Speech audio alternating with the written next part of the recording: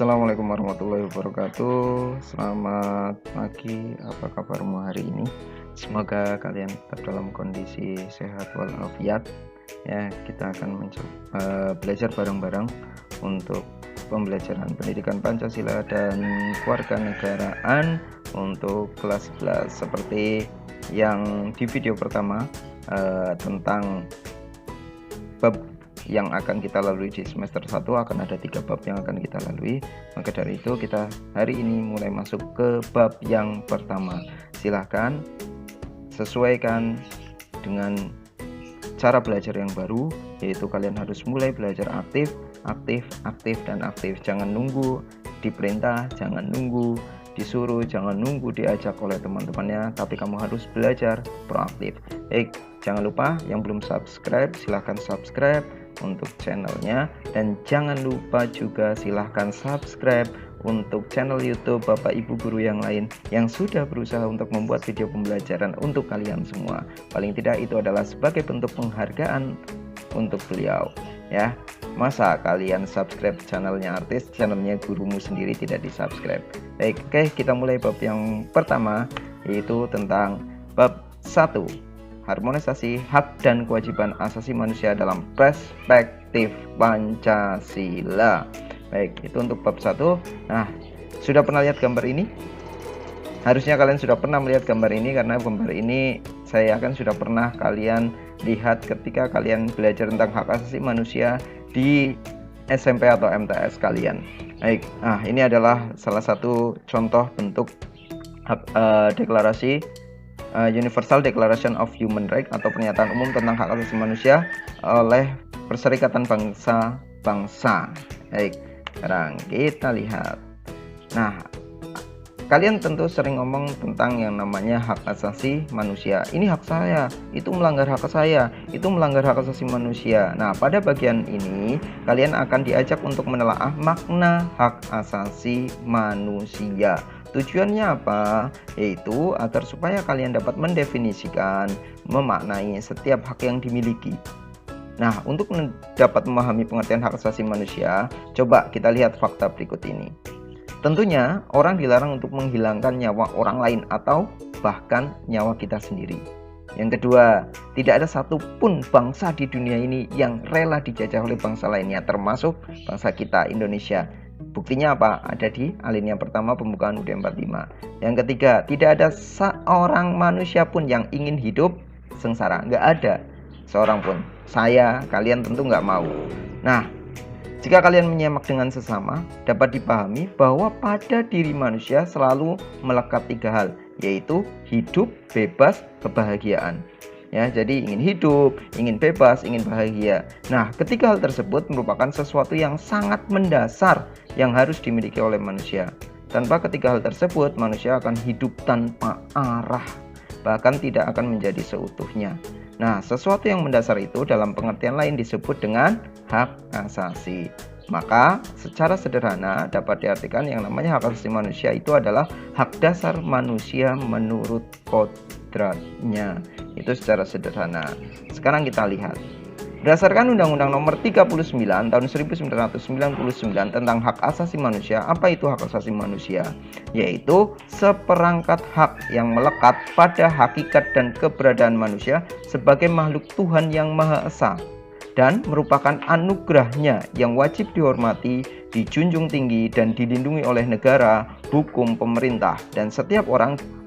Demi untuk apa? Yaitu demi kehormatan serta pelindungan harkat dan martabat manusia. Sekarang kita telaah, apa itu pengertian hak asasi manusia berdasarkan Undang-Undang 39 tadi. Nah, berdasarkan undang-undang, ingat bukan undang-undang dasar ya, tapi Undang-Undang Republik Indonesia Nomor 39 disebutkan ada kata-kata yang pertama, yaitu seperangkat. Artinya apa? Hak asasi manusia itu tidak berdiri sendiri-sendiri, tetapi satu paket. Yang namanya seperangkat berarti banyak. Nah, hak itu melekat langsung kepada diri manusia sebagai makhluk Tuhan yang Maha Esa. Artinya hak itu diberikan oleh siapa? Oleh Tuhan yang Maha Esa sebagai anugerahnya. Dan kewajibannya apa? Yaitu wajib untuk dihormati, dijunjung tinggi, dan dilindungi oleh siapa? Oleh negara, hukum, pemerintah, dan juga setiap orang. Kenapa wajib dihormati? yaitu ya untuk kehormatan serta pelindungan harkat dan martabat manusia. Jadi ketika kita menghormati hak orang lain, maka sebenarnya kita menghormati harkat dan martabat manusia. Ini berdasarkan Undang-Undang Nomor 39 Tahun 1999. Nah, sekarang lanjut. Menurut Jan Matterson, salah satu anggota Komisi Hak Asasi Manusia PBB, mengartikan bahwa hak asasi manusia yaitu sebagai hak-hak yang melekat dalam diri manusia. Dan tanpa hak itu, manusia tidak dapat hidup sebagai manusia. Ayo. Ketika seseorang tidak punya hak itu, maka seseorang itu tidak bisa disebut sebagai manusia. Nah, kita sering menyebut ada hak, tapi ada juga hak asasi manusia. Lalu cirinya hak asasi manusia itu apa? Cirinya hak asasi manusia itu ada 4. Yang pertama, hakiki. Yang kedua, universal. Yang ketiga, tidak dapat dicabut. Yang keempat, tidak dapat dibagi. Sekarang kita lihat satu persatu. Apa itu yang dimaksud dengan hakiki? Yang dimaksud dengan hakiki artinya hak asasi manusia adalah hak asasi semua umat manusia yang sudah ada sejak lahir. Jadi seseorang memiliki hak asasi manusia itu sejak dia lahir, itulah ciri hakiki. Yang kedua, universal. Artinya apa? Yaitu hak asasi manusia berlaku untuk semua orang tanpa memandang status, suku bangsa, gender ataupun perbedaan lainnya. Maksudnya bagaimana? Jadi yang namanya hak asasi manusia itu tidak membeda-bedakan. Mau dia laki-laki, mau dia perempuan, mau dia kaya, mau dia kurang kaya, mau dia pendidikannya SD, mau SMP, SMA, maupun sarjana, maupun profesor, itu haknya sama. Dia mau berasal dari suku Jawa, mau berasal dari suku Sunda, haknya sama. Dia berasal dari Indonesia, dia berasal bahkan dari luar negeri sekalipun, tetap hak asasinya sama. Loh Pak, misalkan kamu ada yang bertanya, kan perempuan boleh hamil, kok laki-laki tidak punya hak hamil? Bukan itu sudah kodratnya manusia. Tapi kalau kamu lihat di pasal 28B, di situ disebutkan bahwa setiap orang berhak untuk melanjutkan keturunan. Tidak disebutkan hak hamil, tapi hak melanjutkan keturunan. Artinya baik laki-laki maupun perempuan memiliki hak yang sama. Nah, yang ketiga, yaitu tidak dapat dicabut. Ciri yang ketiga, artinya apa? Hak asasi manusia tidak dapat dicabut atau diserahkan kepada pihak lain. Ya nggak bisa dong. Misalkan dalam pemilu, saat pemilu nih, saya nitip, ya saya serahkan. Nih saya nitip lah, nyoblos, tolong coblosin ini. Tidak bisa. Atau kamu yang biasa ledek-ledekan, Pak, nitip sholat. Ya nggak bisa. Itu hak setiap orang dan tidak dapat dicabut. Dan yang keempat, yaitu tidak dapat dibagi. Artinya apa? Setiap orang berhak mendapatkan semua hak. Ingat tadi pengertian menurut Undang-Undang 39 disebutkan bahwa seperangkat kan satu paket, artinya lebih dari satu. Semua orang memiliki hak-hak itu. Semuanya, entah itu hak sipil, politik, hak ekonomi, sosial, budaya maupun hak pribadi, semuanya memiliki hak yang sama. Tidak dijual secara eceran. Ya, jadi yang namanya hak asasi manusia itu satu paket, seperangkat. Baik, ada 4 cirinya. Yang pertama tadi apa? Hakiki. Yang kedua universal. Yang ketiga tidak dapat dicabut. Ya, keempat tidak dapat dibagi. Nah, kalau tadi pengertian hak asasi manusia, sekarang kita lanjut, yaitu kewajiban asasi manusia. Ada HAM, berarti ada KAM. Kewajiban secara sederhana dapat diartikan sebagai segala sesuatu yang harus dilaksanakan dengan penuh tanggung jawab. Jadi kewajiban adalah sesuatu yang harus kita laksanakan. Lalu kalau kewajiban asasi apa? Yaitu kewajiban asasi dapat diartikan sebagai kewajiban dasar setiap manusia. Jadi yang namanya kewajiban asasi itu ya kewajiban yang dimiliki oleh manusia sejak lahir. Itu secara mudahnya.